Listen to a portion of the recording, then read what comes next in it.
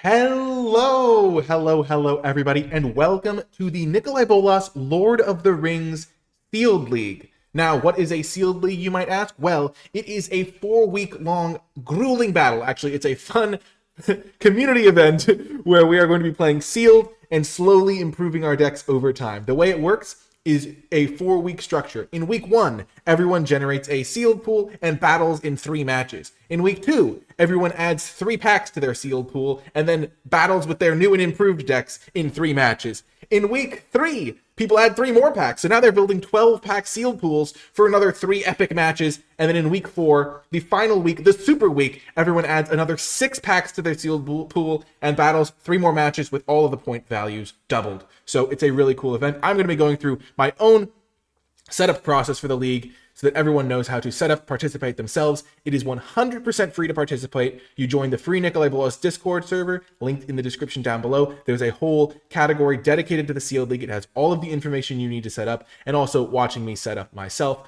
should also help you out. There's no stakes, there's no rewards for winning, it's just for fun, but you do get to see your rank along the sidebar here, so you can compete for glory and honor, or to just try to beat your personal best score and have fun with the rest of the community. So, that intro out of the way, I'm going to be walking through how to set up. So the first thing you're going to do is you're going to find this page, which is linked in the Discord, of course, and then you're going to go to this example player sheet.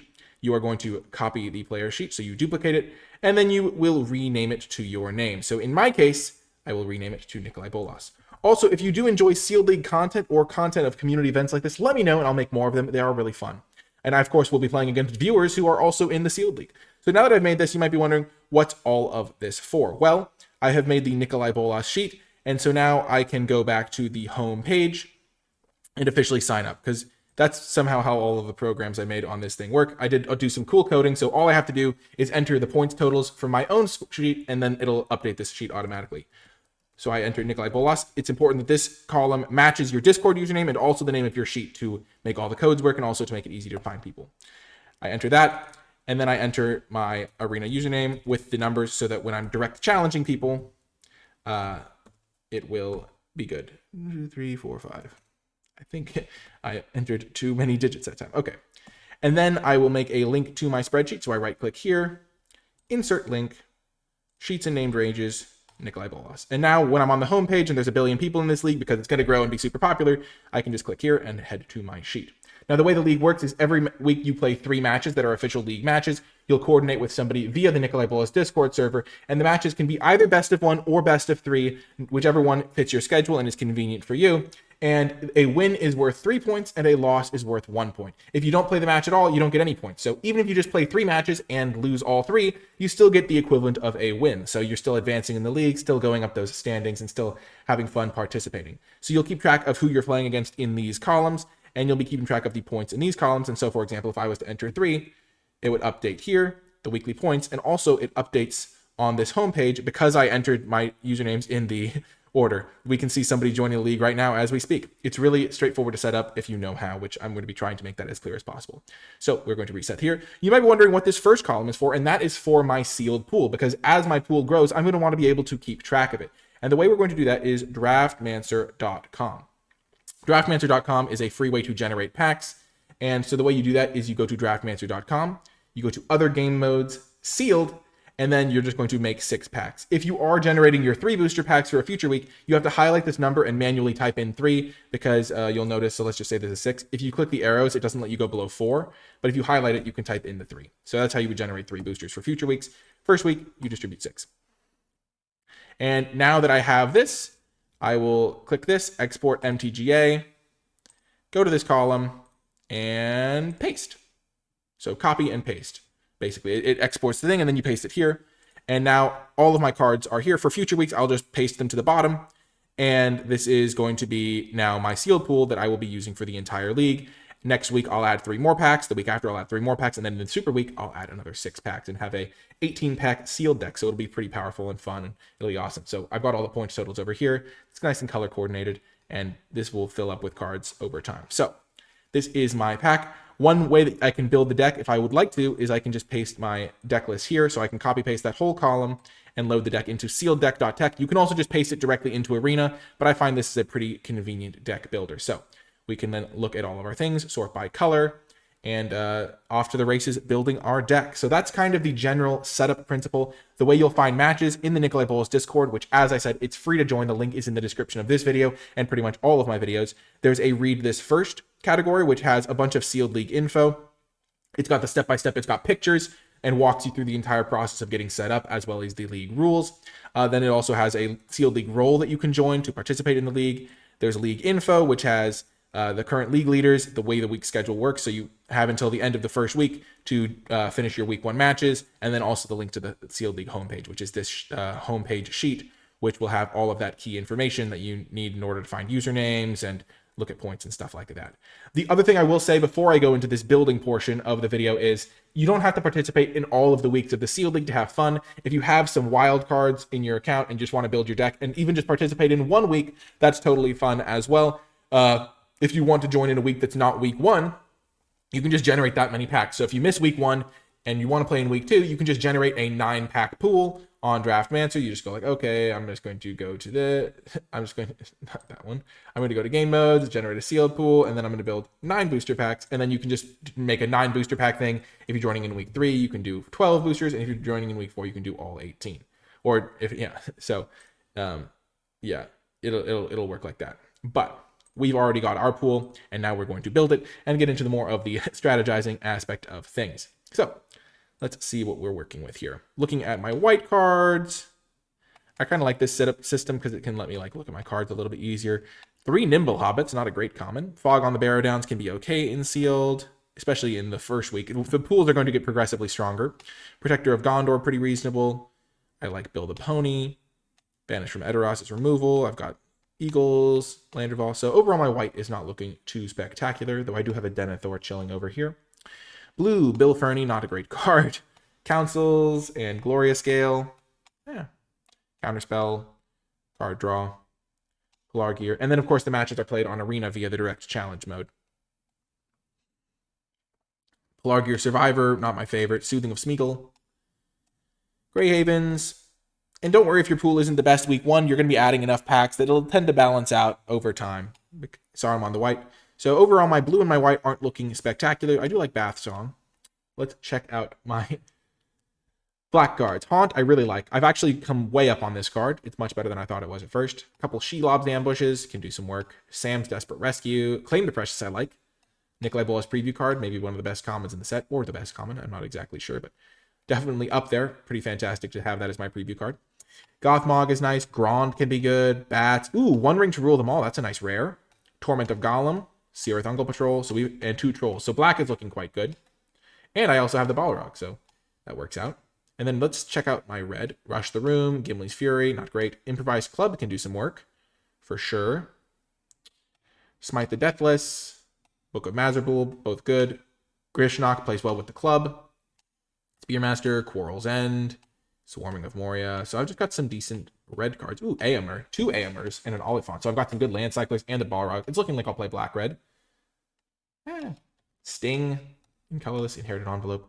And then in green, I just have a couple Pippin's Braveries, a couple Ents Furies, Woes. So I've got some ramp, but nothing too crazy here in green. So I'm just going to try to build this black red deck. Ooh, I've got an Arwen. That could go well later. I've got an Arwen and a Lookout and a Legolas. Flame of Anor. Could be worth splashing blue at some point. I have this Envelope. Great Hall of the Citadel can help with splashing maybe. So yeah, I'm just going to start by building my black-red deck. So click everything in, and then I'll remove cards as necessary. But yeah, it looks like my black-red cards are my best, and they come with my Balrog, which I like. I also have 1 card that makes a treasure, which could help with splashing this. Ooh, I have a Shelob. Shelob. I did not see this. Shelob is probably worth playing in sealed. Especially with the Great Hall. Nice. So I don't like the Enter Draft Basin, but let's look at this, shall we?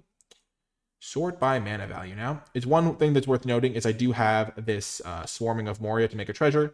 So if I play 1 forest in this deck, actually I might not even need to play a forest in this deck because I have Great Hall that can cast Shelob, Inherited Envelope, and Swarming of Moria, and that's like 3 colored sources for the Shelob.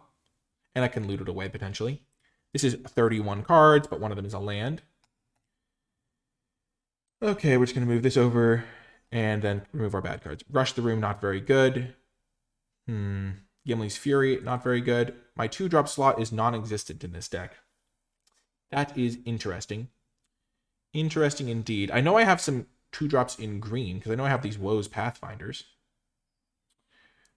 Huh. Do I have 2-drops in blue? I've got these Pelargear Survivors. So I could also splash red for the Smite the Deathless and the Balrog. And then play green-black.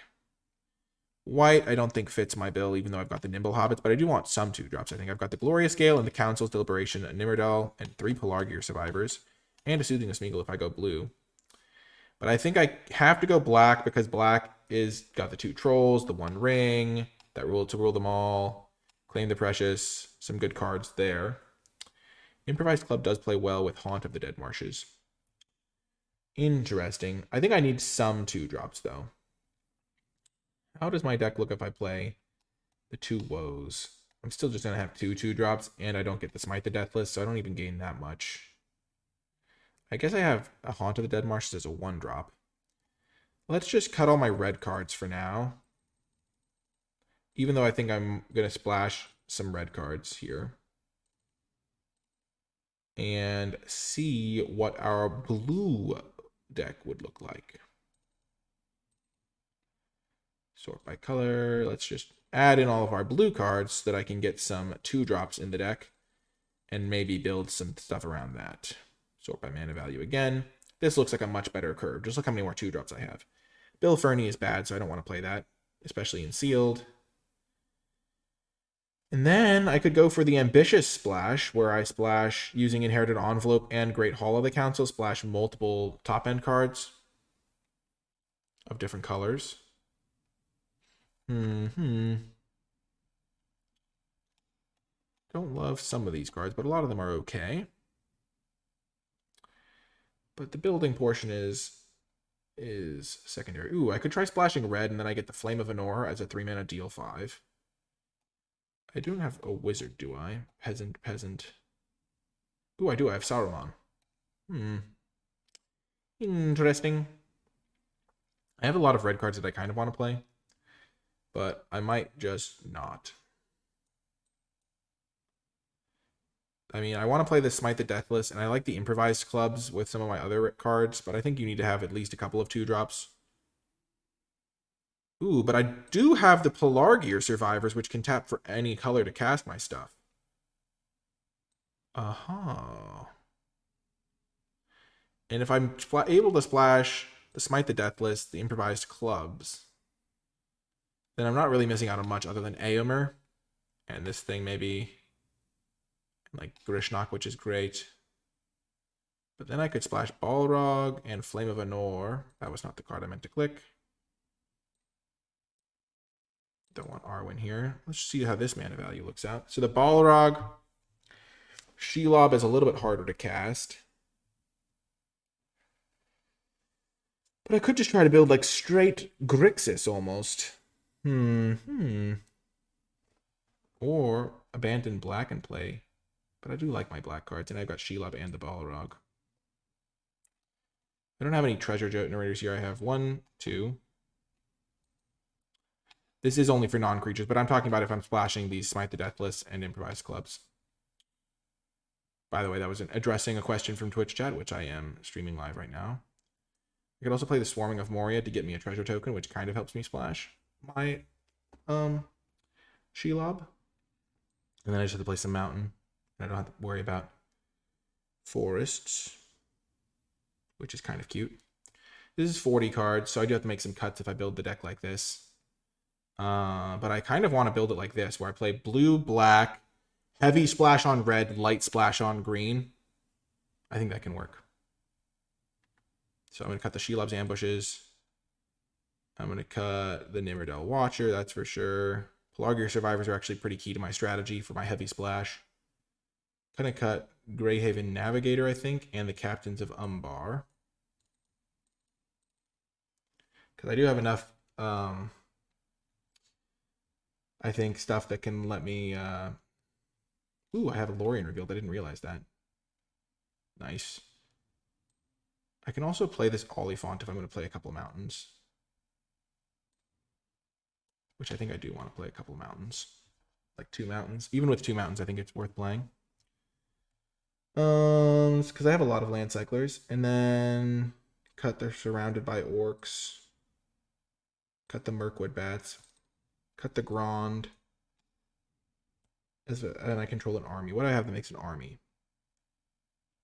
Swarming of Moria. Yeah, I don't think I have enough for Grand. So this is 32 cards. I can cut Treason of Isengard. I just think it's like my worst card. I don't need to necessarily splash both improvised clubs. I could even splash just one improvised club. I like improvised club with like Haunt of the Dead Marshes and the turning the Pelargir survivors into stuff late. Or just like stuff with my tokens. I think it's just a useful card. How many creatures? This is 14 creatures. Do I have any scrying to go with Council's Deliberation? Not really, right? Because I cut a lot of the scrying. I just have the Willow Wind. Oh, okay, so I can cut the Council's Deliberation. That's a nice cut. So now I have 30 cards, but one is a land, 2 Oliphant, 3, 4 are those two things, 5 Lorien Revealed. So 1, 2, 3, 4 plus 5. So this is really 25 cards if I'm going to play them all as lands. I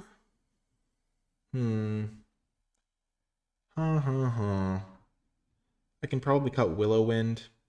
It's not the most defensive 5-drop, and I have plenty of top-end cards. Like, Saruman's nice because he has Ward too, so it's hard for them to kill it right away. It's also a legendary. Legendary creatures get a bit of a boost when you have this thing. I don't want to cut down my creature count too much. I think Sam's Desperate Rescue goes great with all of these land cyclers, though. Maybe I don't have enough creatures for the improvised clubs. And I just splash Smite the Deathless, Swarming of Moria, Flame of Anor. The Swarming of Moria is mostly so I can use the Pelargir survivors to turn this into a treasure so I can help splash Shelob. A bit of an advanced tactic, you might say. And maybe I don't want Oliphant as a result. I just want like 1 mountain. But I think I want 2 mountains in the Oliphant so I can just get red pretty easily. So I don't have to worry about it. What else am I looking at here? This is 28. This is 28 minus 5, as I said, so that brings me to 23. So I think I want to make 1 more cut to make the deck more consistent. I'm leaning towards cutting like a Soothing of Smeagol, but I also have these Pelargir survivors which can tap for mana, which does help cast my stuff. I just have a very expensive curve, so I think I want to cut 1 more card. And I like keeping everything that says the Ring Tempts on it, which I think I've done, because that's going to be really helpful. I think Willow Wind could go. Because it's just, I've got a lot of top end stuff and it's probably my worst one. So this is 27. And then I can play 2 mountains. And then, so this is 27, so I need to add 13 lands here. So if I play 2 mountains, 5 swamps, that gives me up to 7. And then 6 islands. That'll get me there. And that'll give me 7 blue sources. It'll give me 7 blue sources.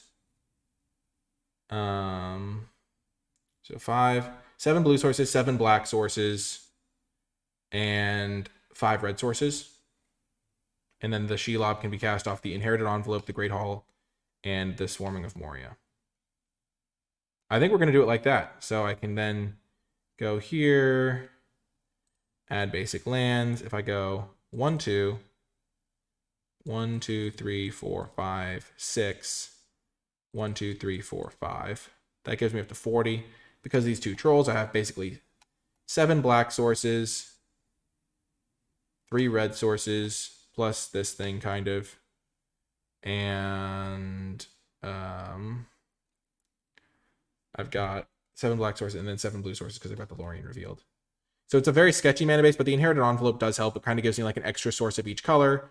The Pelargir survivors can help. And overall, my pool is kind of clunky overall, just in general. So I've got 1, 2, 3, 4, a lot of mana substitutes in a way. Twitch chat says it looks clunky. I mean, it's kind of playing all my powerful cards, which is what I wanted. And obviously it's clunky, but I don't think I have like a more powerful build per se. I might have, like, I tried to build the 2-color deck and I didn't have a single 2-drop, which meant I had to get creative. But yeah, should be pretty interesting. We'll see how it does, and we can always make changes later. But that's going to be the building portion, and then I will export this deck to Arena, craft any cards that I need, and then get ready for the matches. So I will see you folks there, and I hope to battle maybe you in the Sealed League. I'll see you folks in the games. Hello. As part of the deck import process, you might find some cards that don't work. I think that some of the Lord of the Rings cards just have text that isn't really conducive to importing. In my case, it's pretty easy because I'm not actually using "You Cannot Pass" in my deck. But you can go to the export for Arena, and then you just find whichever card it is that is causing you issues. In this case, it is the "You Cannot Pass," which I can't even see in here. But then you just delete that one card. I'm sure it's here. Oh, it's probably sorted by color first, right? Yeah. So "You Cannot Pass." There it is. I can just delete this from here. And then if I did have it in my deck, I could manually insert it. But then I just go back here, import the deck, and deck is successfully imported. And then you'll see all of the cards here. If you don't have a ton of wild cards and you don't want to bother crafting all of the cards in your sideboard, you can just remove those cards from this build process here. You can also just, like, if you don't want to bother with sideboarding or you're only planning on playing best of one, you can just only import the main deck if you want. But basically, I've imported my deck here. It might take a while because it is a lot of cards to import. Arena is used to importing like 60 card main decks, 15 card sideboards, not necessarily like an entire sealed pool. Though it's not actually that many more cards. 6 times 15 is about like 90 cards. But basically, it imports your deck, and then you just craft all that you want. I don't mind crafting the ones from my sideboard because I end up doing that sort of thing. So I have to craft 4 rares, 3 uncommons, 7 commons. I've played this set a decent amount, so I have most of the commons. It is a little bit hard to participate if you don't have any wild cards, but that is the way of the world sometimes. If you, if you play the set a little bit, you can sometimes get some wild cards, or you just collect enough of the cards so that you can just build a sealed pool out of the ones you have. But yeah, this is my deck. I can call it Sealed League Week 1. Make a cool card as my artwork. I think I will choose Flames of Anor, and then I'm ready to battle my opponents. I'll see you folks in the first round. So basically, to find your opponents for matches, I friended my opponent based on the username that was in the spreadsheet, and then I challenged them to a limited tournament match. If I do want to play best of 1, then I could just arrange that in this sequence. I hit the challenge button after like arranging to face them, and then after that, I will just select the sealed deck that I have built. Sealed League Week 1. Play, and we are ready to go. First match of the Sealed League. Obviously some nerves. Trying to come out on top in this Sealed League, or at least put up a good showing. I am going to be updating the spreadsheet every week to sort by rank, so you can see kind of who's at the top of the league, kind of like a leaderboard. So after everyone's played their matches for the week before the second week starts, updating that will be a fun little thing to do. But yeah, mostly just for fun, enjoying playing against folks. And yeah, here we go. Game 1. Oh, the perfect hand. I'm sorry, Aetherius, that we have to do this to you, but Flame of Anor being cast with our Pelargir Survivor. Okay, a little bit laggy. Let's just say it's a smidgen laggy right now, but hopefully it battles back. Okay. It's probably because I have a bunch of extra stuff open in the background. Let's just close down some of these background things like the Discord that's open, and this thing will be fine. I don't think a spreadsheet takes up that much. So here they go. Also, streaming takes up a lot of energy from my computer. I took 1 damage, even though you didn't see this guy move. It was just because he was moving like lightning. Oh, I shall definitely cycle. I don't technically have red mana, but that's why I'm playing all these Pelargirs. Twitch just says Arena was struggling for me earlier, but I thought that was because of the 1500 Soul Warden triggers. That's funny. So one of the reasons I played the island first is because I knew I was going to cycle, and this way I give away less information about my hand. Because I knew I was going to play this Pelargir Survivor on turn 2, and by doing it like this, I then get to play the Pelargir Survivor with the island, and then use the swamp that they know about. So they now don't know that I have 2 swamps. Whereas if I had led with swamp, then I would have to play the island, and they'd know I have a swamp in my hand. So they're playing red-white. It's Rosy Cotton. And they played it post-combat. Interesting. Here, I think it makes sense. I could play this and then immediately jam another Pelargir Survivor. And then I'll have 6 mana next turn, and I can claim the Precious and Flame of Anor. But I will lose my green source for if I draw my Shelob. So I think I'm just going to play it slow. Play a land. And pass. And I assume they're going to keep loading up this guy potentially. This is an instant, thank goodness. Okay, that's potentially problematic. So what we will do now is we will deal 5 damage to Rosy Cotton so they can't make all of their tokens huge.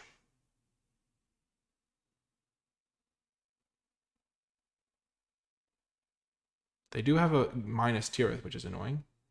But I'm about to have 2 Pelargir Survivors, which handily block all of their stuff, which is nice. Oh. Well, I guess that's a reason to do the Flame of Anor thing on my turn. And the game is a little bit laggy for sure. Play another Pelargir Survivor.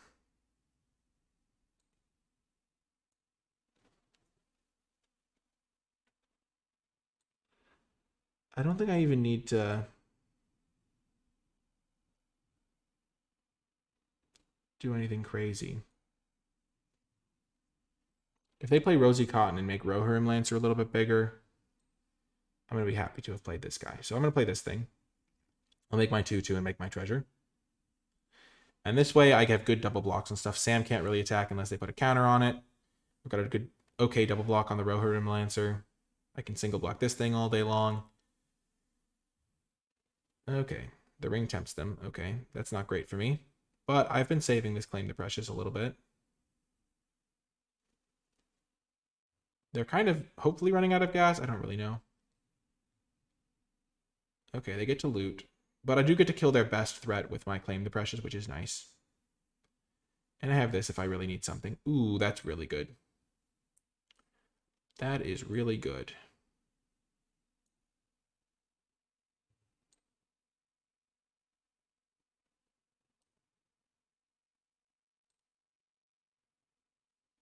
I'm going to kill that now. Make that my ring bearer. And then I will pass. They get to make a ring bearer. Next turn I can draw 3 cards. But I think I needed to get rid of that damage source.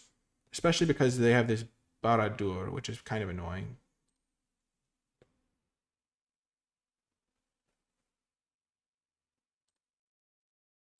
I will actually block here. They don't have enough black mana to do that. I know I sacrifice it, but they might not be able to make something else the ring bearer. They do have a combat trick. This could go slightly poorly for me. Shelob's Ambush. That's about as badly as it could have gone. I might cycle this just so I can play the Bath Song and know I have a land drop coming. Because I do have both card draw effects right now.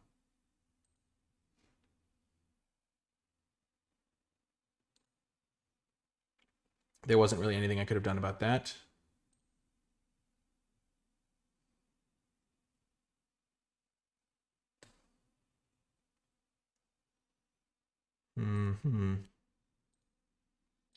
I think I will cycle this and play Bath Song.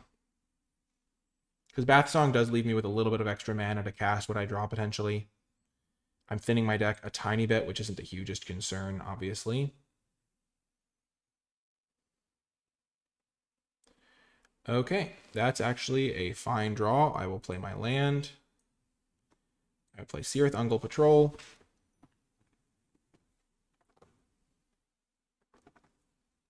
No attacks. They start sacking their foods. I might have been able to turn the corner here. And I know the laggy gameplay isn't the most fun to watch, but there's not really much I can do right now. What does that mean? It means they're probably trying to...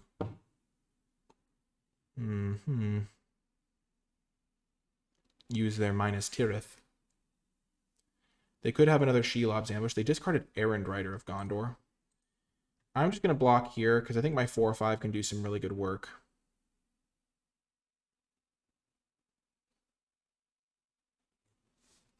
So why would they discard an Errand Rider? It's like a really good card on this spot. That means they must have 2 good spells in hand.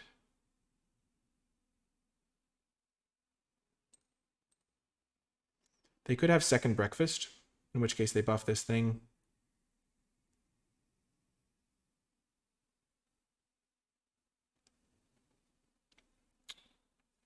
They could have +1/+3.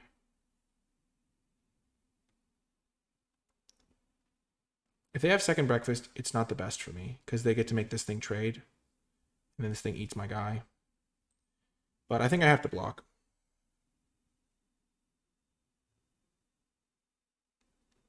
The fact that they discarded the Errand Rider is not my favorite. Orcish Medicine, okay.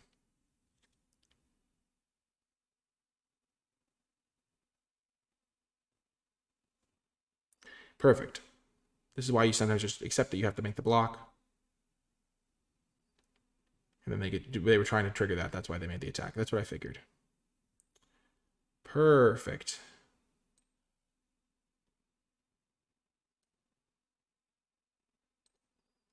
If I sacrifice this, I can actually cast it for a little bit cheaper, which means I can then hold up Seereth Ungle Patrol.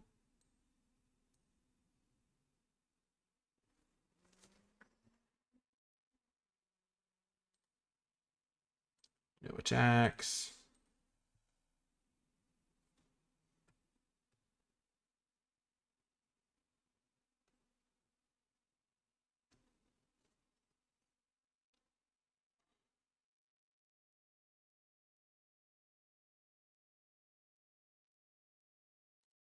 Sure. They keep Sam as the ring bearer. Interesting.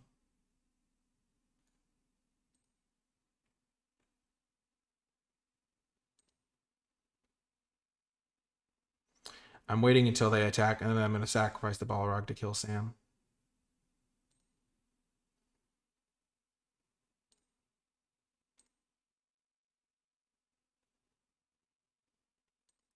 Rosie has been pretty annoying this game.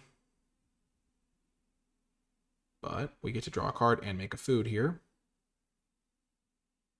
Nice, that could be useful if I draw a land especially. And I think I'm slowly stabilizing. Sure. There's a mountain. Play the Bath Song. Step 1 to stabilizing. I do not need this island. Play the mountain. Play the Kingfisher. I now have 2 good blockers still. I've got this food token, which can be helpful. Hopefully they're running out of juice. They have gotten to discard several lands. 1, 2 lands. And by several, I mean 3. To the ring shenanigans. Okay, they kill my Seereth Ungle Patrol.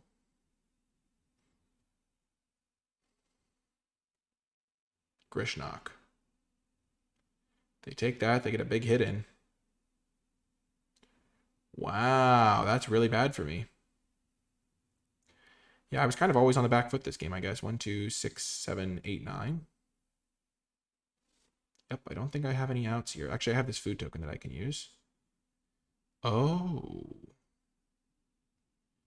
6. I really want to gain the food.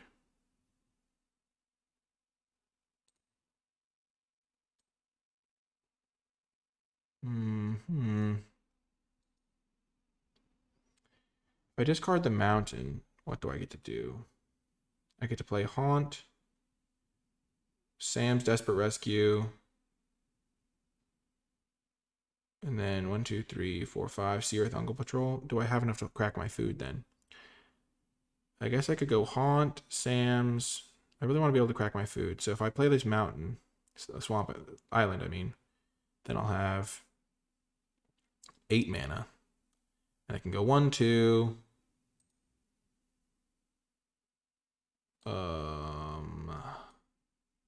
7. I'm not quite there. Still think I'm going to discard this guy. Play this. Scry. I think that will be good. Play this.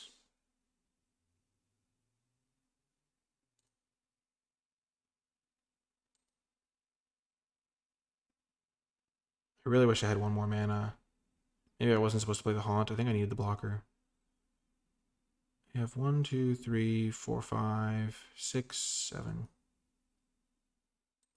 So I'll get this guy back, I guess. Not the best moment for me. You can be the ring bearer, I guess. That was actually a huge mistake. I should not have chosen that guy as the ring bearer.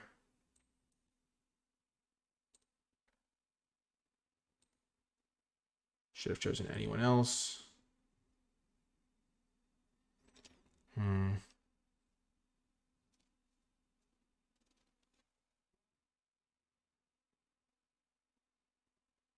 Because then I could have gotten this guy back. I think this game is over. They just were able to get on the board early and pressure me with their 3-color aggro deck. Hopefully I'll be able to get them in game 2. But I try not to surrender too early. The reason I picked this guy, I guess, is because I thought everything else was going to die. Okay, March of the Blackgate's pretty bad for me. This Rosie Cotton was the secret all-star. I needed to be able to kill that with something.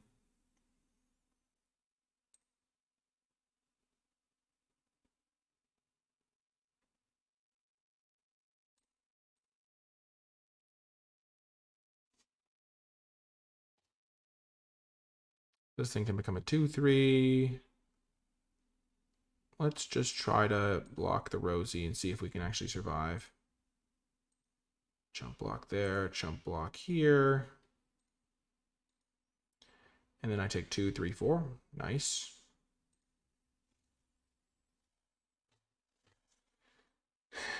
And I have my...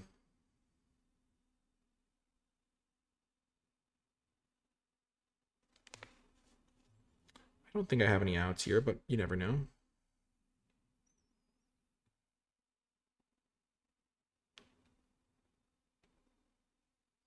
Yep, we are dead. I shall now concede. And we shall go on to game 2. Interesting deck from the opponent. That turn where I was honestly about to stabilize, and then they played that Grishnok, and it was way too good against me.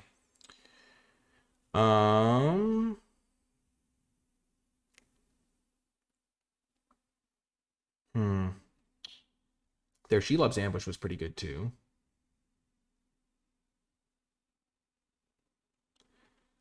I will bring in a 2/3 to help, and I will bring in, and I will take out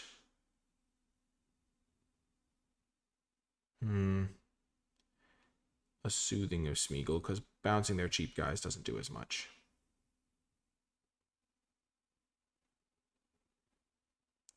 And we will try it like that.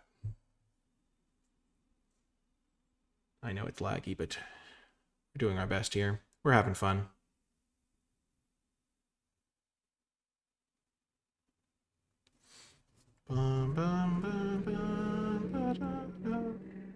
I thought my opening hand was really good, but it was just a tad slow.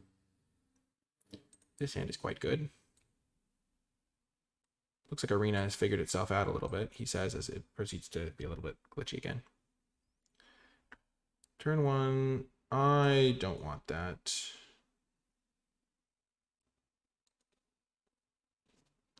Because I have 3 lands plus the Pelargir Survivor, so I think I can find something better to do.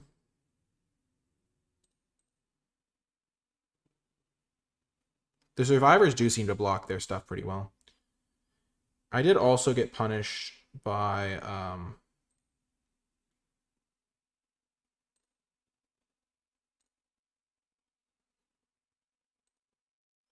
they could have Sam here. I'm just going to hold this up, and then if they play Sam, I'll kill it. Or if whatever they play, I'll kill it with Smite.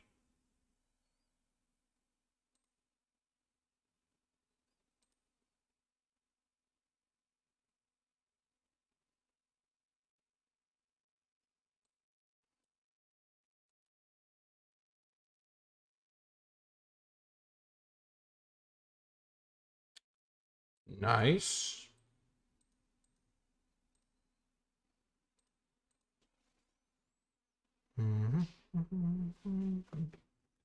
Okay, Farmir's definitely going to die.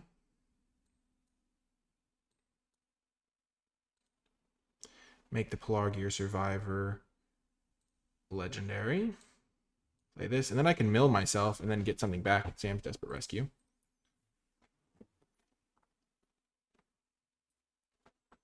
They have all of their colors, which is mildly annoying. And I don't have any of my truly strong cards yet, but that's also fine.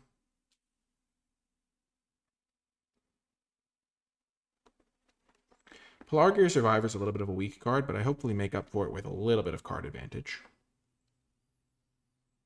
And my just like endless top end cards. That's a pretty good one here.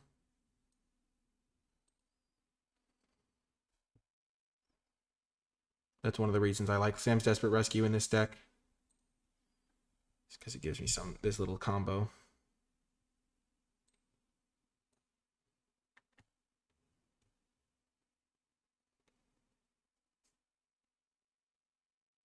Could they have? They probably just have Sam. They could also have Gandalf.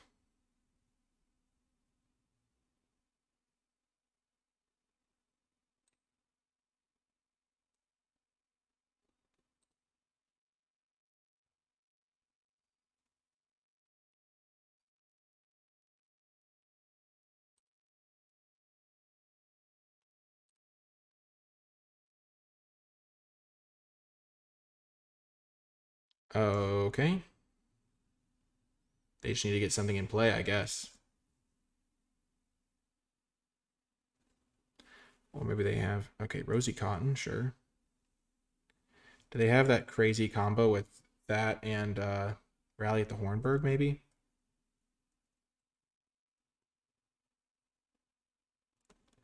Rohirrim Lancer, okay. So why have they been saving all of their cards?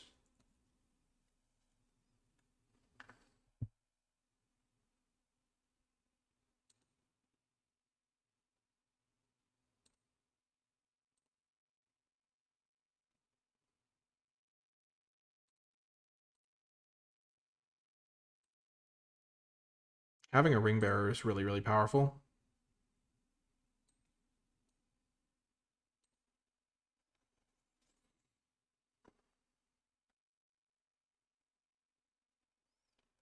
I can buff up this guy. Why were they sitting there doing nothing for so long? I'm not sure. Baradur. Seems like an ambitious splash. Okay, banished from Edoras.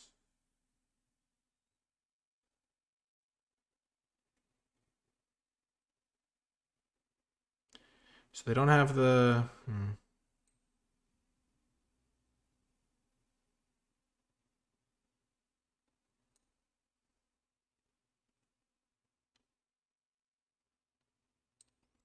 Don't ask me why I did it in that order. It was not great. I forgot I was going to loot.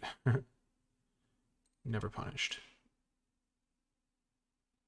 I might discard this card. I don't need it other than the... I probably need to play it just so I can get the forest from it. So I can play Shelob potentially. But I'd rather have the opportunity to trade it off first.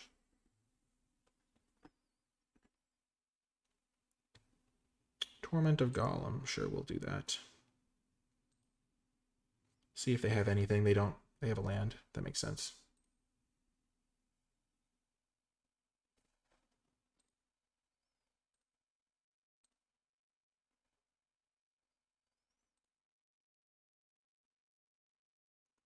Saruman. I'm going to ditch Saruman. I'm not really double spelling here. Perfect.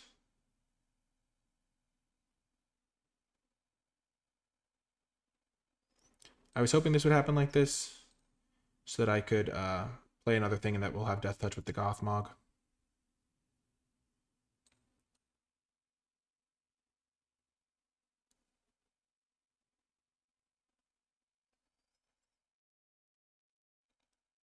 Oh, shoot, I miscounted. I thought this needed double black. Might be.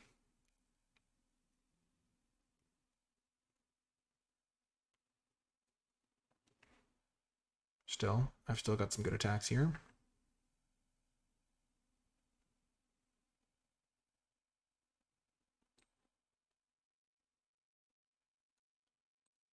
I don't want to play that because maybe I want to loot it away.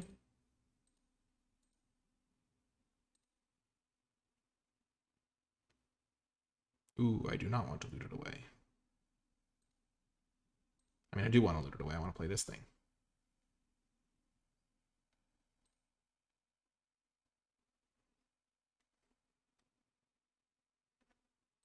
Are they going to kill the Gothmog in response or something? Nope. Loses 1 life for each card in that player's graveyard. They have for each creature card. I don't need to play this right now then. I can mill them for 3. Oh, that's why they're doing it that way. Sure. This doesn't actually do what I want it to do, which is kind of funny. They have so many legendaries. I might sideboard it out.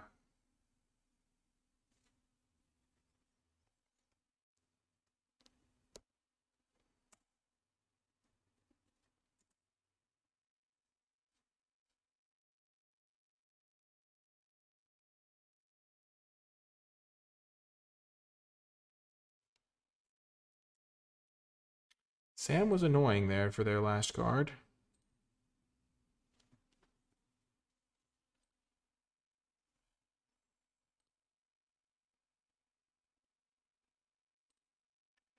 No blocks.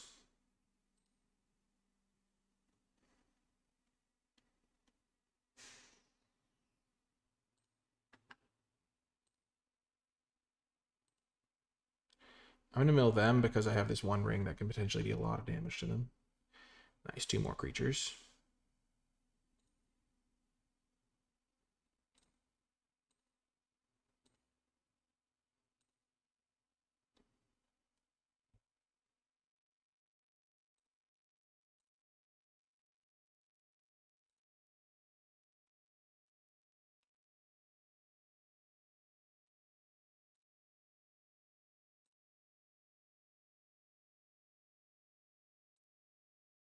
Okay.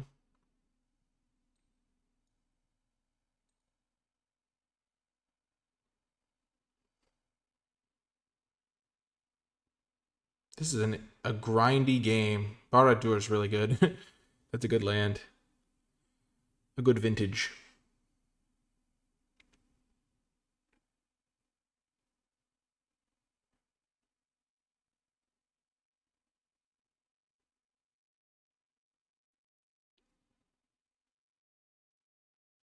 I think the troll's going to do good work.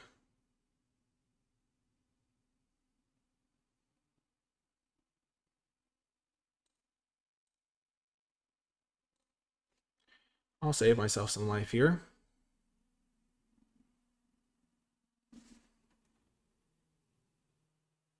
Oh, it's if a creature died. Interesting.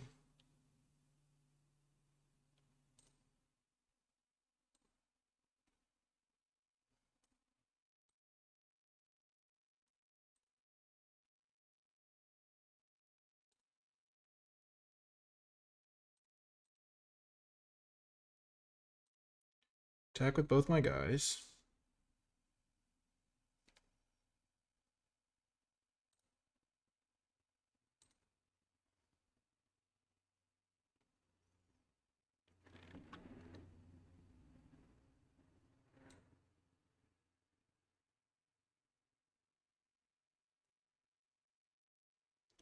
Play this just so I can like slowly start to threaten this 3rd mode.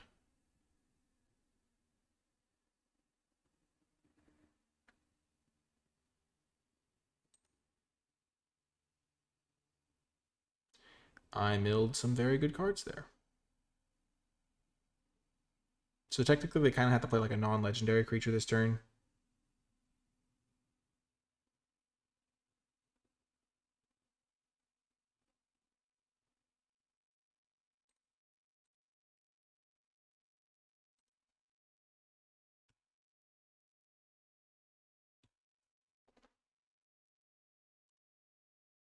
So they have to find the removal for the troll. If they do, I'm in pretty bad shape here. Because I might just be dead. Actually, that's probably not true.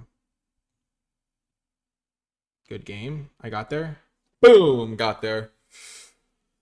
Oh my gosh, game 3, game 3, game 3. They have so many legendaries. I think I'm going to take out the One Ring to rule them all. It just seems so bad. I wish I had like a card that could kill a small creature like Rosie. One Ring to rule them all out. Maybe She-Love's Ambush comes in.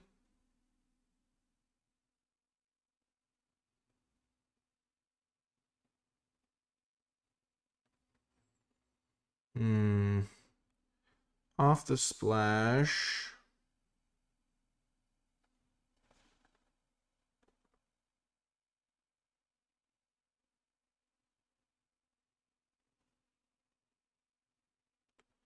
I don't really want any X ones because I know they have that stupid. What's my creature count at? 14 creatures. I could do with another cheap creature.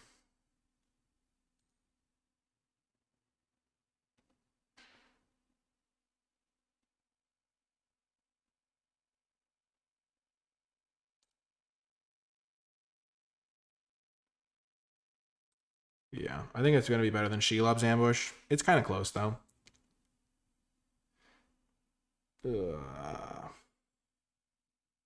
Just a 2/3 blocker. I have a lot of 3 toughness guys, which seems okay against their 2/1s and stuff.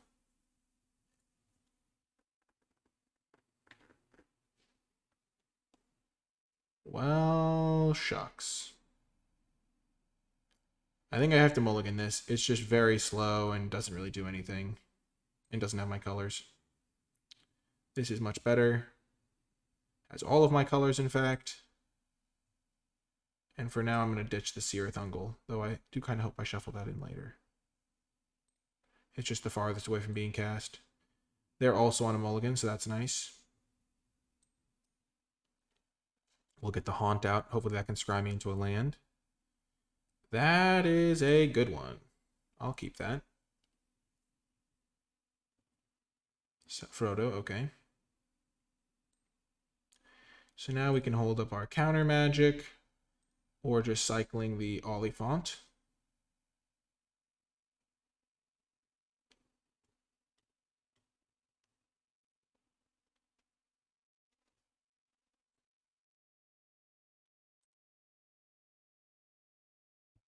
I kind of hope that they just activate that guy. Okay, they didn't. I will counter Rosie. Okay, I will also counter that. Now I hope I draw a land. That would be really ideal. Pelargir Survivor. That's actually a pretty great draw, too. Because now I have the ability to cycle and play something relevant this turn.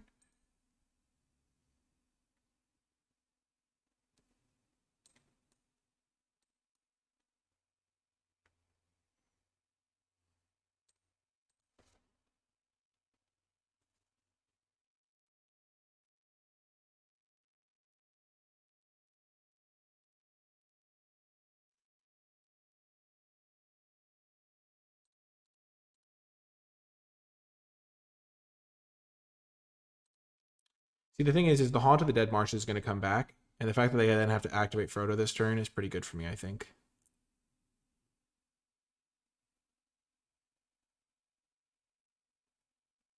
Because I can still block Frodo forever. I guess I could have just blocked with the Pelargir Survivor, but that doesn't force them to activate it in this way.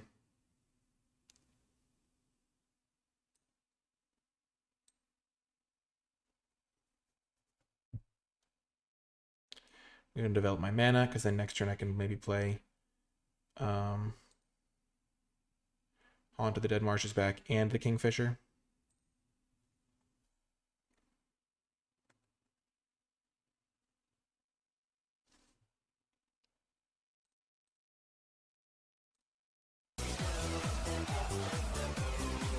Okay.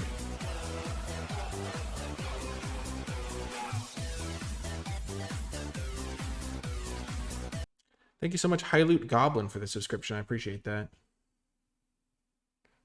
Okay, they do not kill that. Interesting.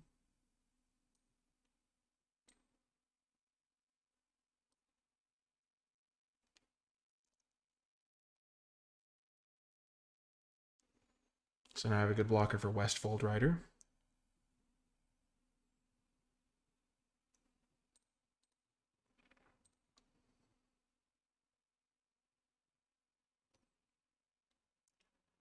Okay, nice. I get to draw.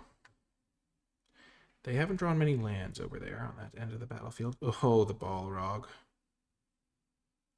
Sam. Okay, and they make a 1/1 here.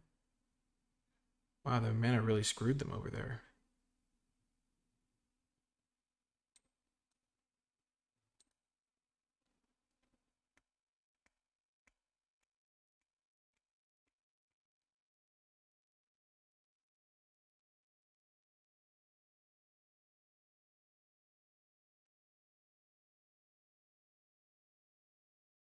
They didn't activate.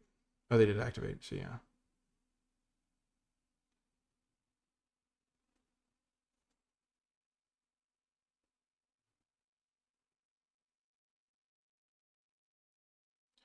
No! That's annoying. So then are they going to make a 1/1 or something? Well, that's just wrong. That's so wrong that they did that. Oh, I should have attacked them, maybe. I don't know.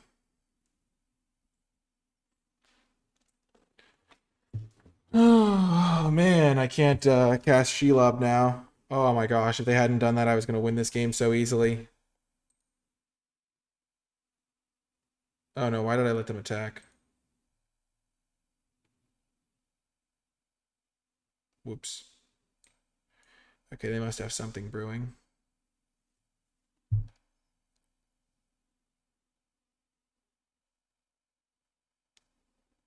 Seereth Ungle, sure.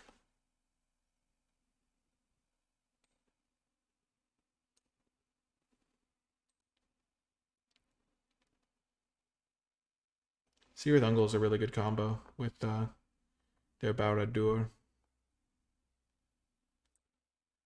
I think I've lost this game. I think it all came down to me not being able to play this Shelob. That was pretty brutal.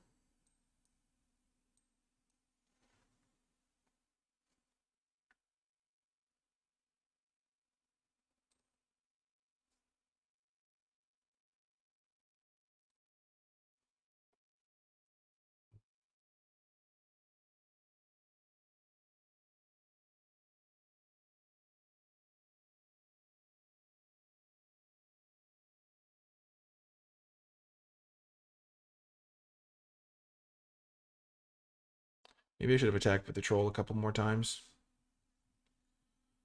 Well, this is pretty okay for me if it works out.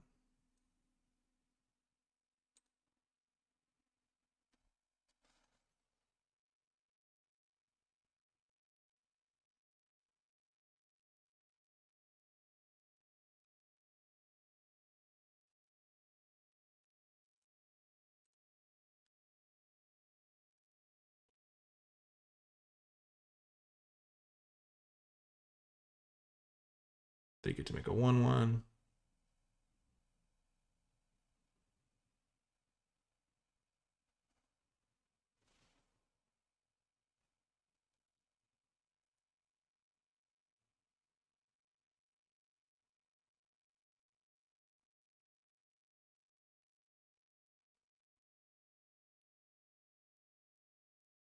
I'm dead if they have another ring tempting card right now.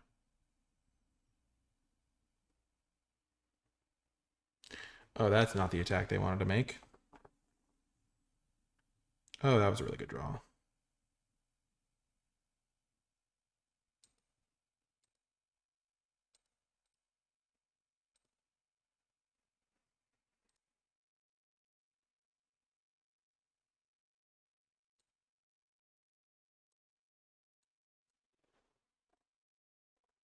This Shelob is not very useful for me.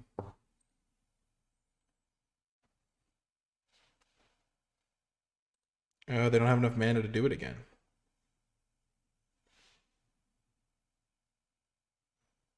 So I have them on a 3-turn clock from the Balrog. This thing can't actually tempt on its own. So I can just block it with my 1/3.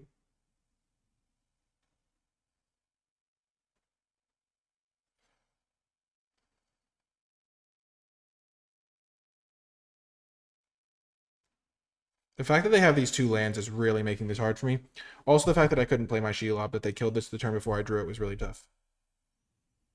Oh, I'm toast now. That's really, really, really bad. Oh, that's really bad.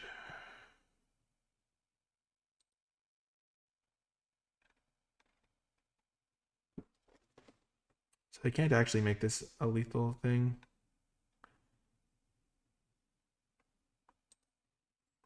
So I don't have to worry about blocking it right now.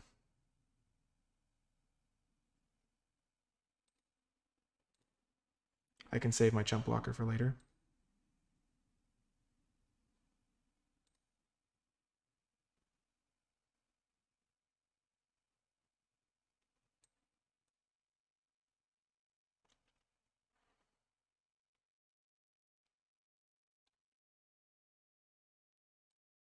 Definitely don't want that.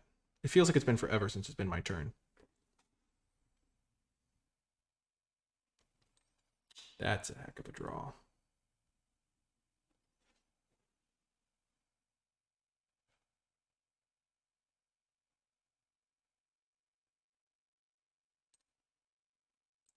Just keep sending them in.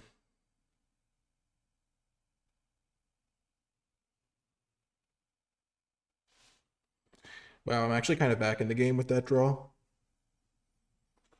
That's wild.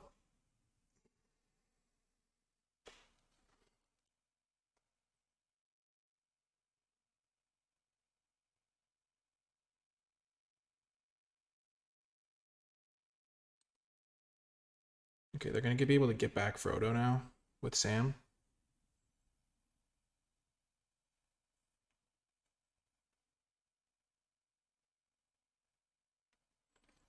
I'm quite a ways away from milling them out. So they're all out of cards.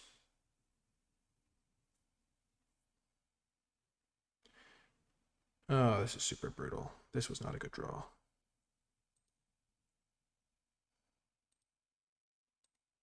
Luckily, I kind of have 2 Death Touchers, because this is a Death Toucher, this is a Death Toucher. This is a crazy game. Rosie O'Con. Sure.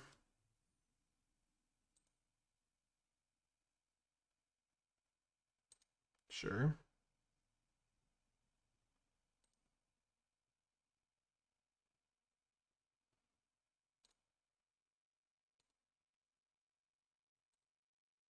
I'm just going to mill them every turn.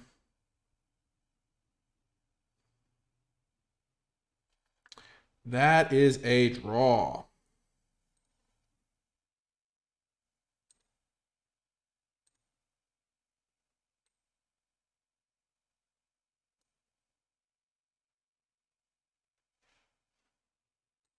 I don't really want to burn through a masses like that, but this is worth it.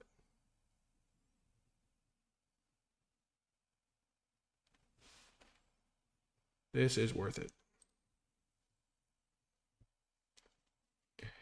Because I still have Haunt to block their work. I really preferred having more 1/1 blockers, but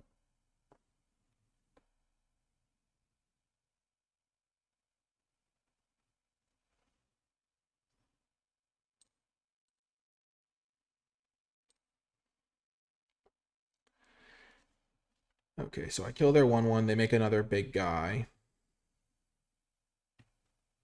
And then I get to maybe snipe whatever card is in their hand.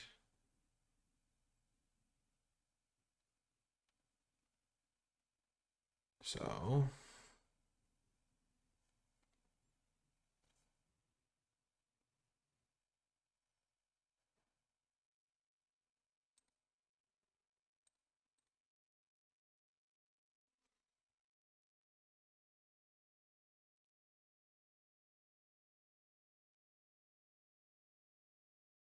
Because I really want to cast Torment of Golem this turn and bring back the Haunt.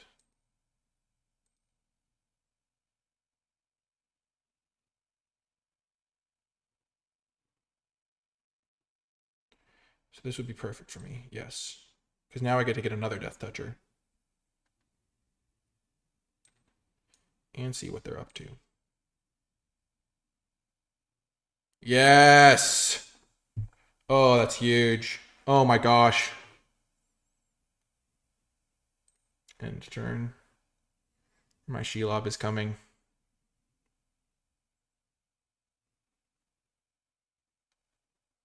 Are they also in time pressure? Okay, yeah, I'm not taking all of the time. Huge. Oh, also, I forgot to have game sound on.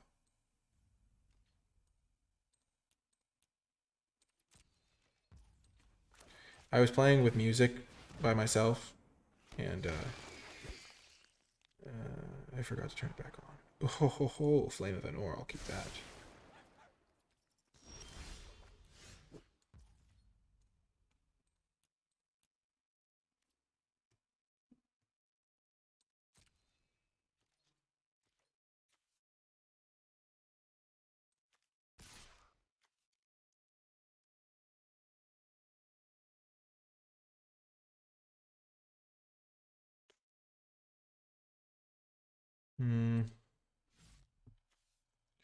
Dealt damage by a spider dies. Create a token that's a copy, except it's food.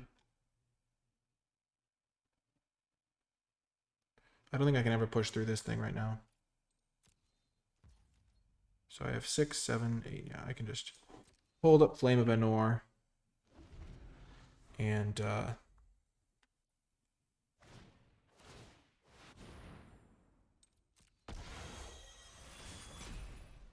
that's unfortunate.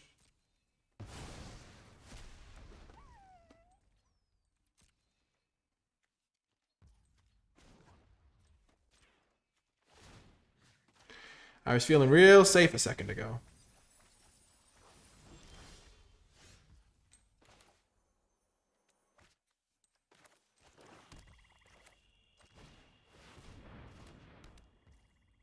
But now I can start sacrificing my Haunt to the Dead Marsh every turn.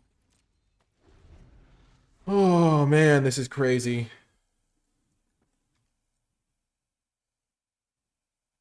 I've kind of got my engine though. I have a removal spell, which should be good enough.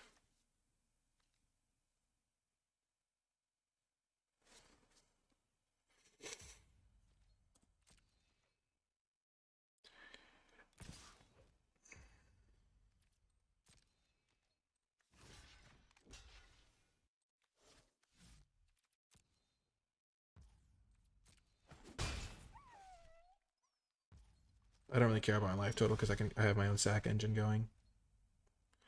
4, 5, 6, 7, 8. So I'm not quite on a 2-turn mill clock. So I will just play Bath Song this turn.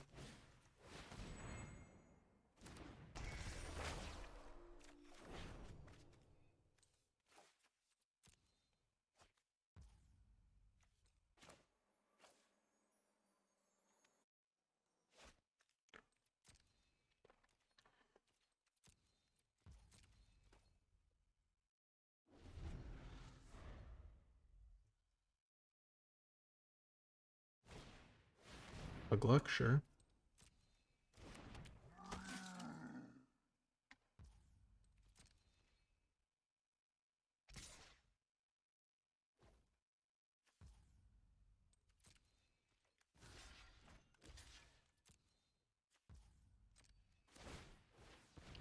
This is the longest match I've played of this format. Not even close.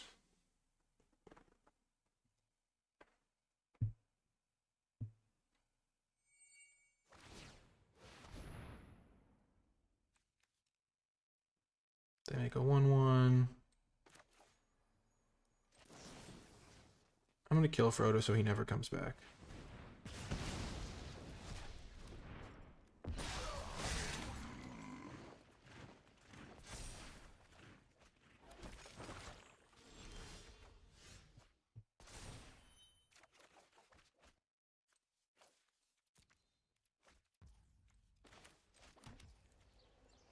So now I can mill them out.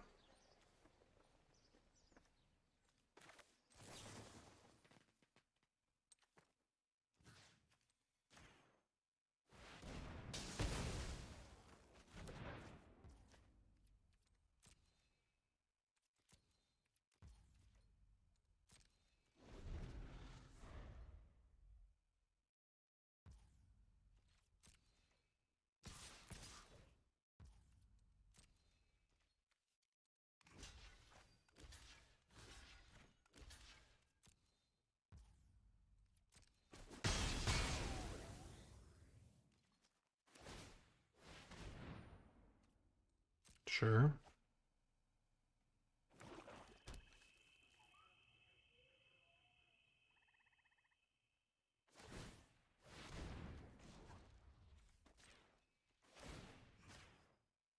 I got there. Wow. This is insane. We won.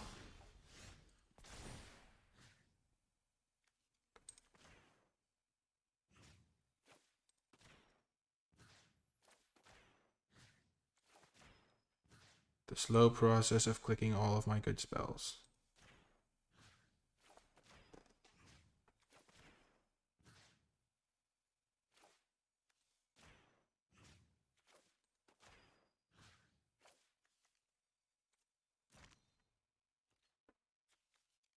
I have less than 5 minutes on my clock. That's insane. Part of it is due to the fact that the lag has made this a little bit harder to play.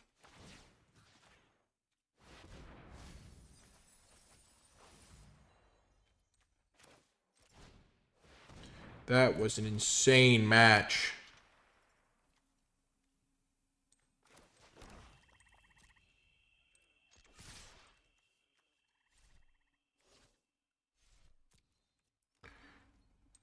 Yes!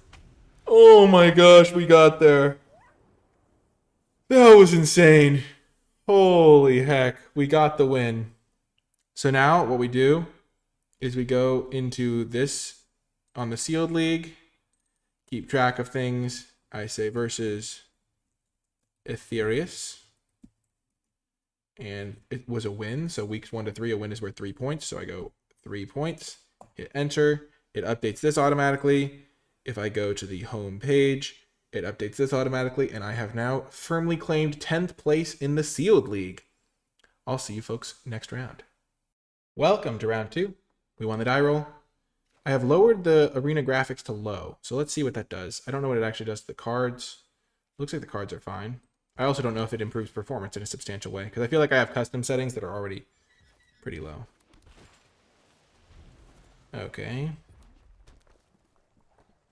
This was definitely a keep, by the way. There was like no chance I was ever mulliganing this. Maybe it's performing a little bit better. I don't really know.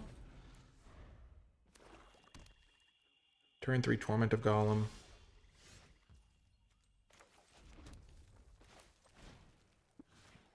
Tear apart their hand.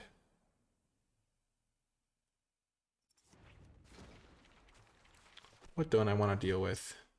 Oh, definitely not there and back again. They have other cards, but like knowing that they have Shelob's Ambush makes it a lot worse. The Swarming of Moria is fine.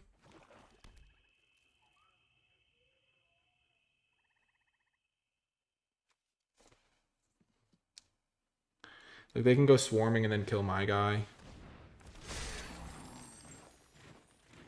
I don't even need to get a hit in. I just need to get the Bath Song down at ASAP. And then it'll ramp me into the Balrog.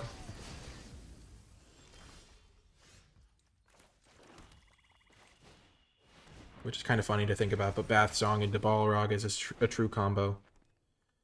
Oh, that's good too. I'm going to ditch the Shelob because I have no reasonable chance of casting it right now. No attackers. Next turn I'm going to cast One Ring to rule them all. And then I'll play Balrog on hopefully an empty board.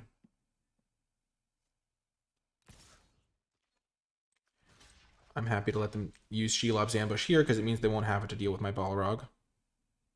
Also, I do think turning the graphics settings to low has not meaningfully impacted anything. Maybe performance is slightly higher.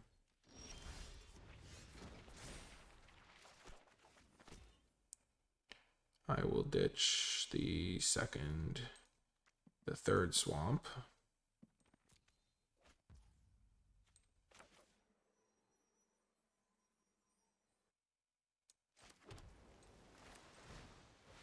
They missed a land drop, it looks like. And then I'll just jam Balrog next turn and hit him. 3, 4, 5, 6, 7.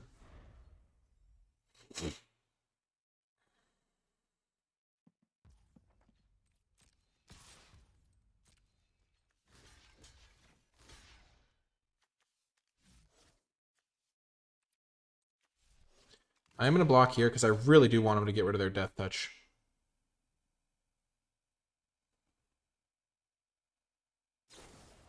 Perfect.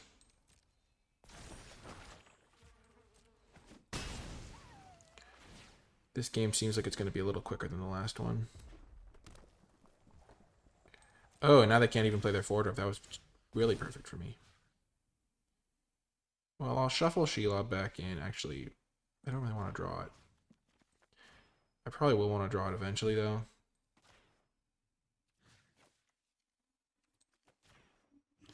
And Torment is still probably going to be a fine draw in this grindier matchup.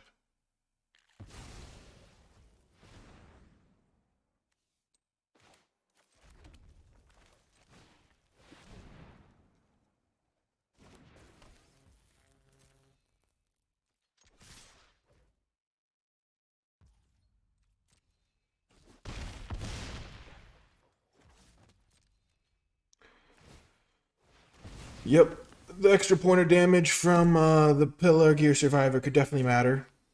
I can play One Ring to rule them all, make this thing a legend. Okay, sure. I could have used this to draw 2 cards also.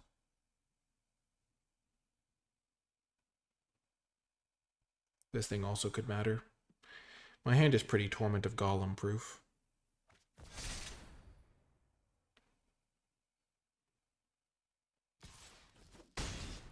They're still just hitting me.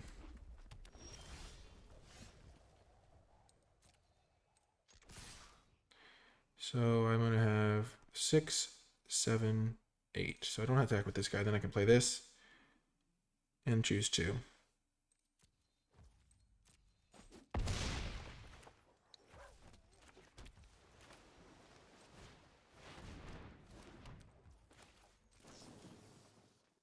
Draw 2, deal 5, target player draw 2, deal 5, make it a 2-2. That's the sickest play ever. Huge. Oh my gosh, my hand is stacked. We'll say good game. They seem to be like a grindy black-red deck that can maybe get off to some fast starts. Atomic Et. I will accept that in a minute when I maybe challenge you.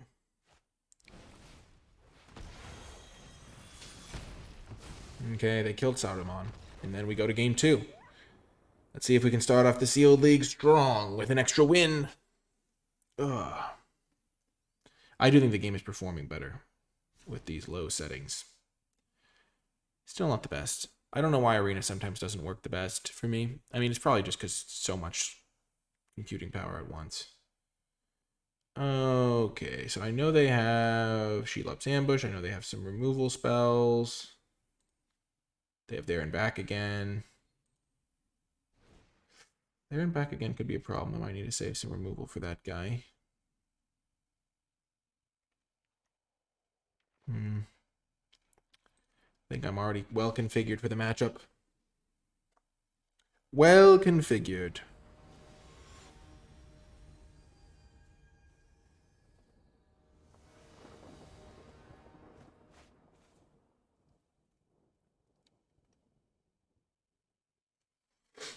Ah!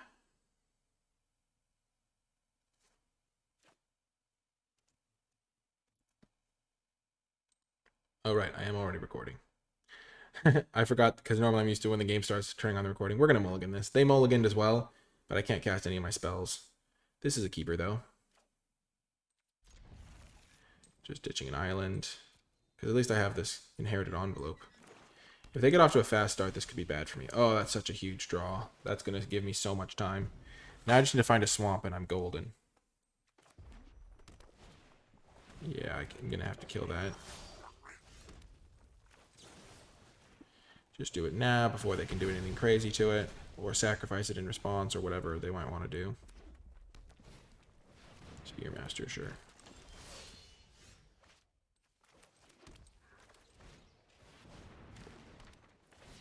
So we're getting closer and closer to Shelob. We need one more land, and we have plenty of mana sources in the deck. Birkenbrand, sure. I kind of need to draw my spell this turn. There we go. We have claimed the Precious. And then we just hope that Soothing of Smeagol is good enough.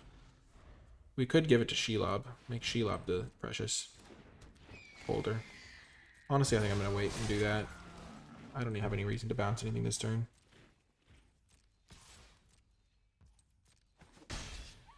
It's doubtful that they can kill this unless they have the sacrifice effect. And this way I can start looting away my cards. Please don't have the Lash of the Balrog. No! Okay, maybe not. This has no reach? What? Okay. The only spider in the history of Magic not to have reach? I guess it lives in a cave, so it doesn't really reach that well.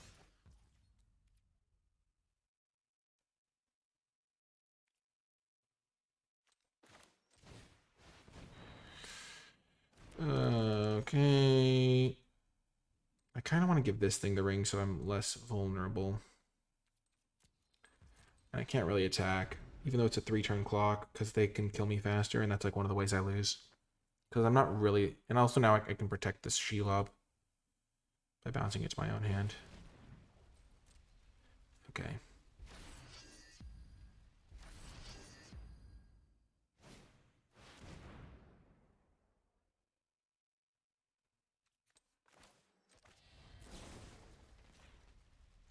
Gonna do this. Pelargir Survivor will carry the ring.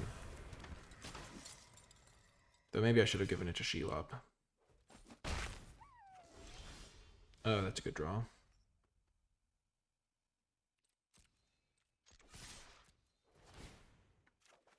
Ditch the land.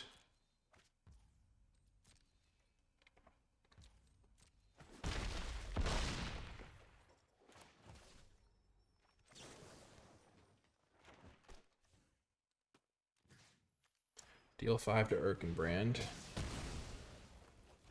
And now the most I'm going to take is 4 if they play this, probably.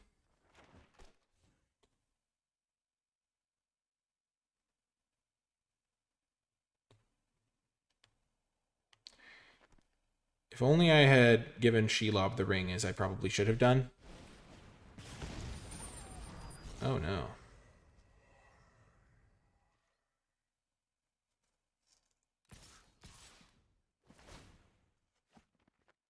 Then I could have played both these things. Oh no. Am I dead?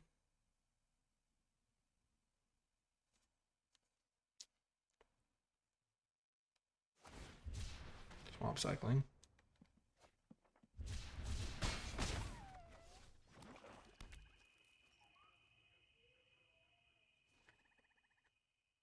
Oh, this is terrifying. Ugluck. Okay, well that doesn't do it. That doesn't do it.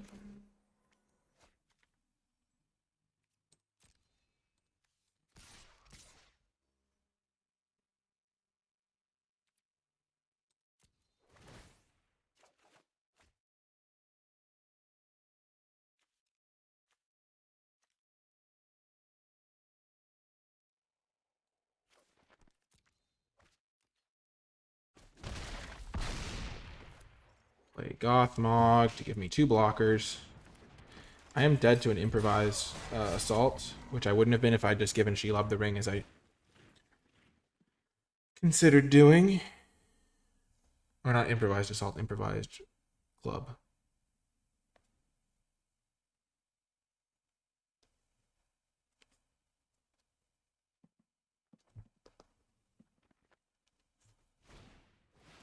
Spear Master, sure.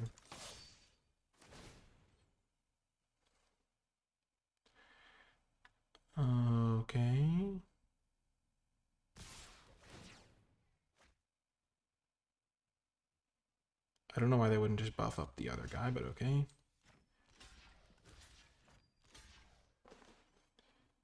So if they kill this thing, then this thing won't work. So no reason not to go this way.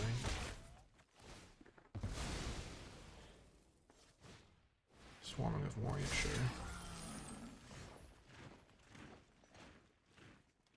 So I'm going to gain some life no matter what. That's good to know. I'm going to attack with this so I can draw a land, maybe. Bath Song. Well, that's useless to me.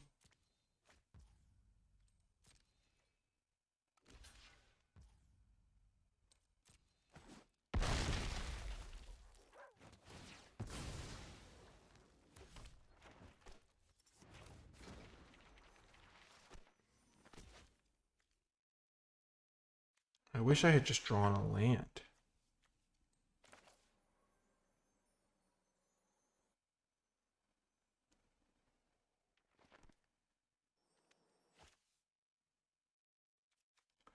If I go up to 6, I'm still in the same predicament, so I'm just going to play this thing. That was unfortunate. I was hoping to draw a land with the Pelargir Survivor.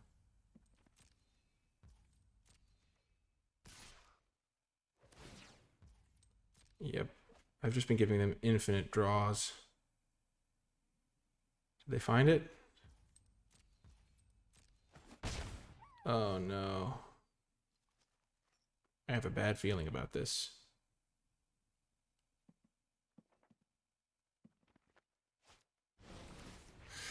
Ooh, got there. Got there. Wow. I should have definitely given Shelob the ring just so I could hold back the other guy, and then I would have been able to make that double spell turn happen, and I would have been out of danger completely. Got the win, though. 2-0 in the Sealed League, and I'll see you folks in the final round. Also, this new setting seemed to help that a lot, so I'll keep those for now. Welcome to my final match of Week 1 in the NicolaiBolas Sealed League. As I said at the beginning of this video, you can join the Sealed League yourself. Play against me, other players in the community. We're keeping this hand. It's pretty solid.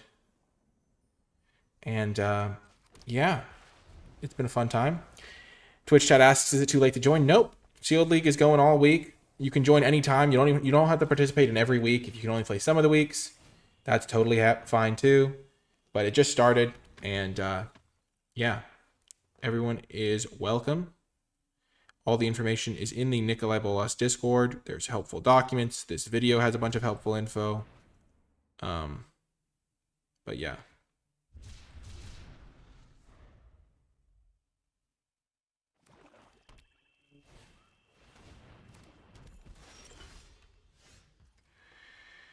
Okay, that's minorly worrying, but I'm just going to play this.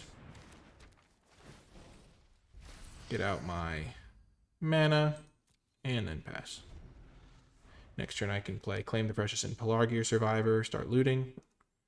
Another black-red matchup. Those are pretty strong colors for Sealed.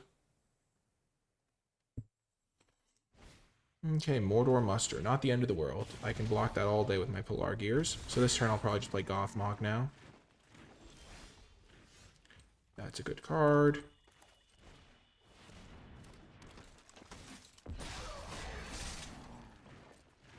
And no need to attack. Right now I can just hold up my Smite the Deathless.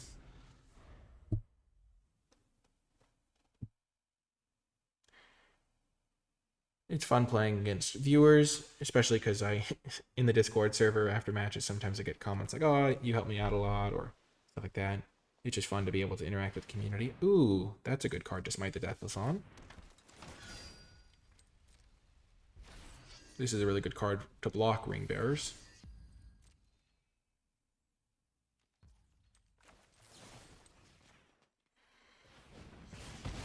Nice.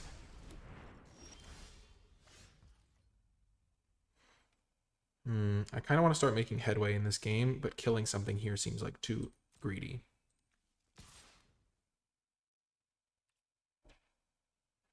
Would I be happy trading for both of their guys? Probably not.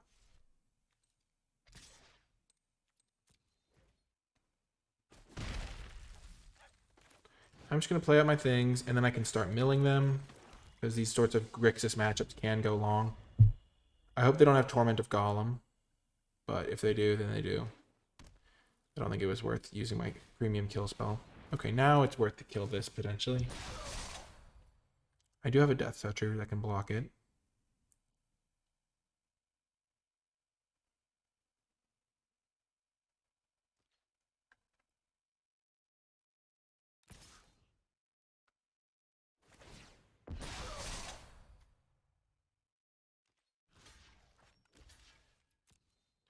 Definitely happy to do this if it works. They could kill Gothmog, and that would be not ideal.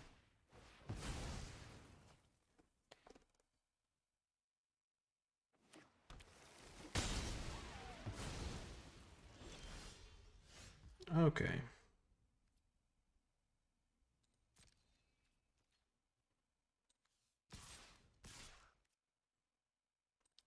I think I'm going to hedge my bets. So I'm going to hold up my Pelargir Survivor to block their guy, hit them for damage, and then I'll mill them.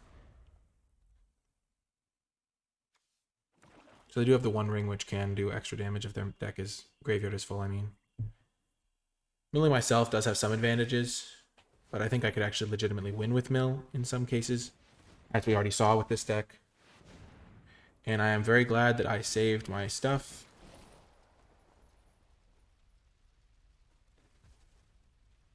Sure.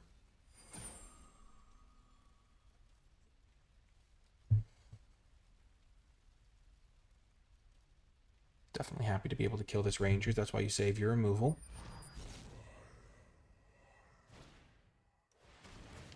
Yep, Mortar Muster. That's a good card with March from the Black Gate.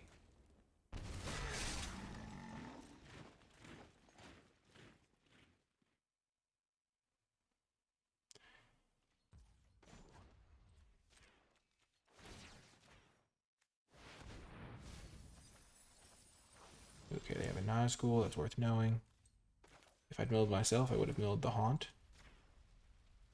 I'll keep the Haunt around, though. I can just discard it and then bring it back. You will bear the ring. Definitely want to hold back Gothmog to try and block that thing before it gets out of control. I will discard this Haunt here. And that way I can bring it back and still play one of these lands.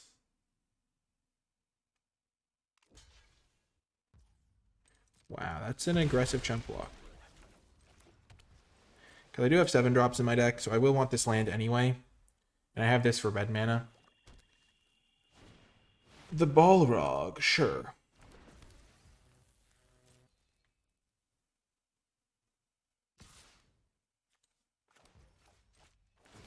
Let's scry, see what we're working with here before I make any rash decisions. Oh, a Balrog of my own. Well, that's funny. Definitely not blocking now.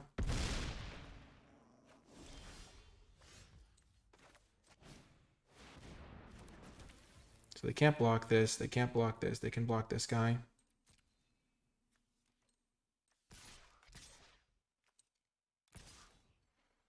So I can attack with everything here. Loot away this swamp. Hold back Gothmog to block the Balrog. Hold back this to block the Flamesmith. If they kill this and kill this, then I die. I don't think there's a real reason to attack with the Haunt here. Ditch the swamp. I guess I could have technically attacked with the Haunt.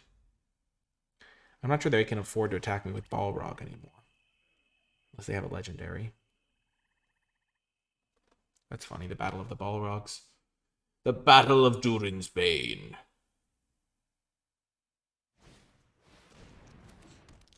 If I attack all, they're forced to jump block.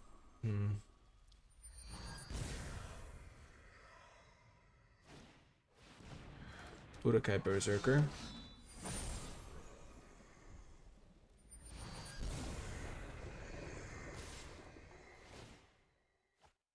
They immediately discard. I block here, and Bob's your uncle. They no longer have a legendary, so our Balrog swings in for the win.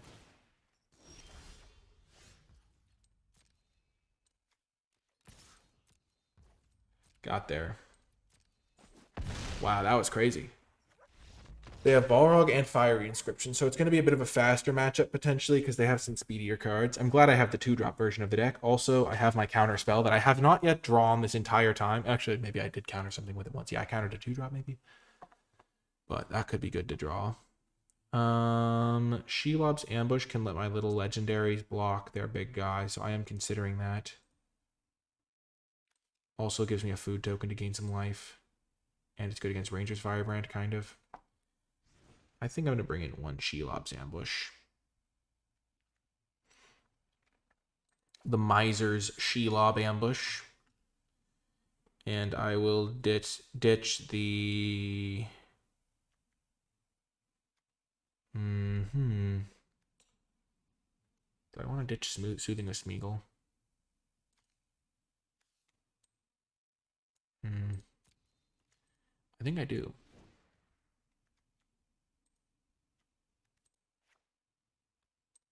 The Miser's Shelob Ambush. Will it be enough to propel me to the promised land? Oh, man. Gosh, the Balrog battles. That was funny when they played the Balrog and I was like, oh no, and then I played my own.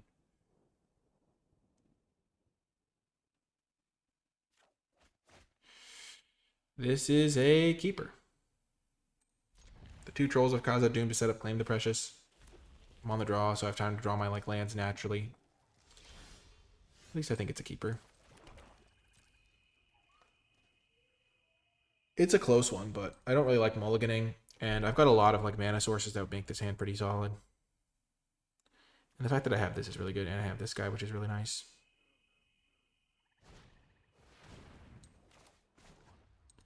I could see arguments for mulliganing it, but on the draw, I've got a few draw steps to look for lands anyway. And if I find like an island, this hand becomes really good. Yep. I just need to draw one actual land in my first couple draws. Which isn't too much to ask. At least I don't think that is too much to ask.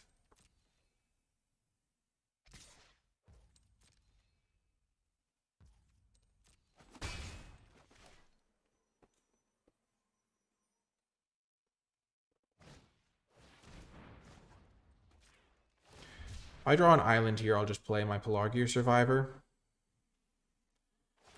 If not, I will probably have to use my spell just so I don't run out of juice, because their deck does kind of have some aggressive elements to it. So I just need an island here. That'd be great. Perfect. Never doubted it. I will just play the Kingfisher, actually. I won't play the Pelargir, because this just will keep me churning through my deck, finding more lands. They could Torment of Golem me here. Wouldn't be the best for me, I'll say that much. Pelargir Survivor would have let me double spell at some point.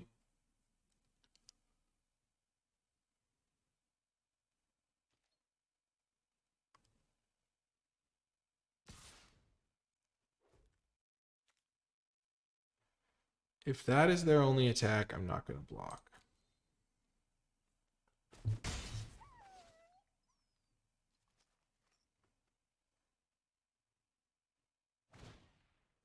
Yeah, I figured they had another Mordor muster and we're trying to just mise an extra token out of the deal. Because now I can just trade for the 2/2 straight out.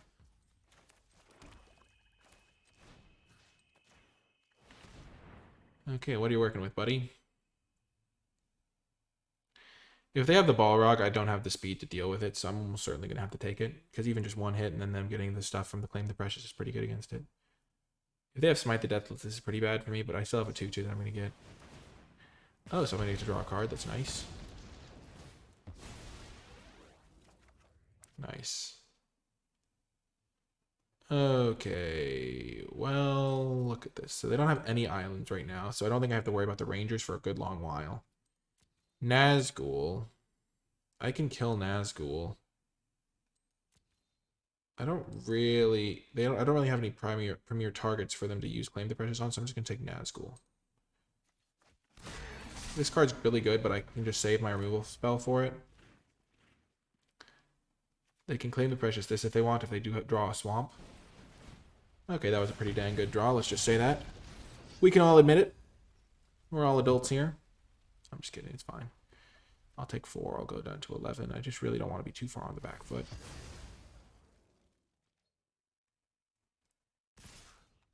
Surprised they're splashing a double blue card. I didn't even notice that last time.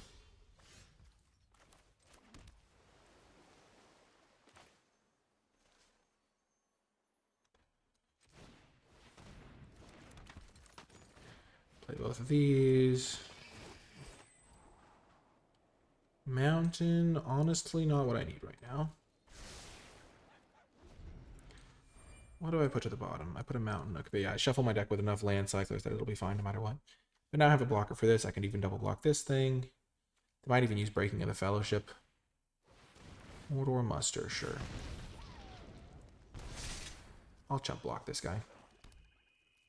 Because the next turn they'll clear away my blocker anyway. I don't want to go too low. And I'm about to have another a legendary creature to get that guy back.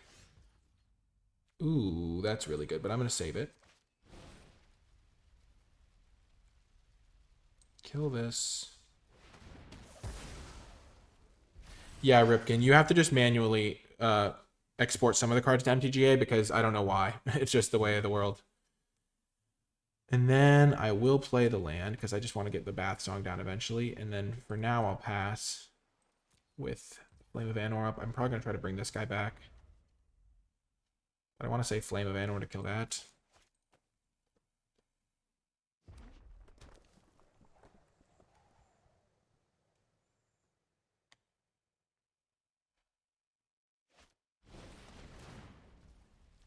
Yeah, I don't think I can afford to wait anymore. I didn't know if they'd use their removal spell on it, but I don't want them looting, and I don't want them doing anything else too funky. So I did pay an extra life for that, but now they don't have anything to do. Oh, and I ripped the Great Hall of the Citadel. Shelob is here, baby. Shelob is here. Oh, yes. What a draw. Who needs a forest to cast a Shelob? Am I right or am I right? Oh my gosh, that was such a sick rip off the top. That's the thing about when you're splashing. It just leads to these scenarios where you just need the... Okay. So hit them for 8. Bring back my Haunt of the Dead Marshes on end step. That's for 9. I can't even cast this Smite the Deathless, so maybe I should have just played Gothmog. Oh, they have one of their islands. Got there. Oh my gosh, that was a satisfying... When you have no way of casting your spell and you just, like, rip it off the top, it's such a good feeling. It's one of the benefits of splashing, honestly. Okay, I ditch that. And then send in for 9. Shelob gets it done. Ooh, a perfect week for the first week of the NicolaiBolas Sealed League, but it's not all about winning. It's about having fun, and these were 3 really fun matches. That first one was absolutely insane. The second 2 were a little bit less close because they didn't go to 3 games, I don't believe, but they were still intense. There were still lots of decisions, and it was still a lot of fun doing the build, doing the games, and I do hope you enjoyed this. As I have mentioned before, after playing a match, this one was against, what was my opponent's username? It was against atomic_ET.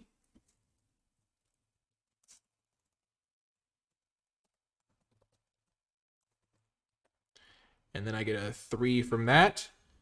You can see I have 9 because I entered everything correctly. The homepage automatically updates. And you see that I have tied myself for first. There are a couple of other people sitting at 9 points. And then every week I'll reset this so that the top ranks will go all the way to the top. And then the people that maybe aren't as active in the league go to the bottom. So it's just easier to find the matchups. But yeah, this was a really fun time. Let's just look at the deck one more time. I do hope you enjoyed this sort of thing. If you made it all the way till the end of the video, I do hope you join the Sealed League, and then maybe I'll play you in a future week, or I'll just be seeing you in the Discord. The Discord is a great place. There's tons of ways to get help on your picks, your builds, your, like, anything you want Magic related. There's a group of people that draft together with the screen sharing options. So the Discord's a great place to be, and the Sealed League is a fun thing to do within the Discord. If you did enjoy this and made it all the way to the end of the video, leave hashtag Sealed League Fun in the comment section down below. because this was a fun time, and the Sealed League is going to be a lot of fun for anyone who does decide to participate. This was a cool deck. Next week, I'll be adding 3 packs to my pool and then seeing what I can build out of that. So I could just be modifying this deck and giving it some improvements, or I could be going in a whole nother direction. You never know with the way those 3 packs are going to break down. I hope you enjoyed this video. Hit the like button if you did. Subscribe for more. Comment with your questions, thoughts, and feedback. Be sure to join the NicolaiBolas Discord server linked in the description. And yeah, I hope you enjoyed it, and I'll talk to you next time.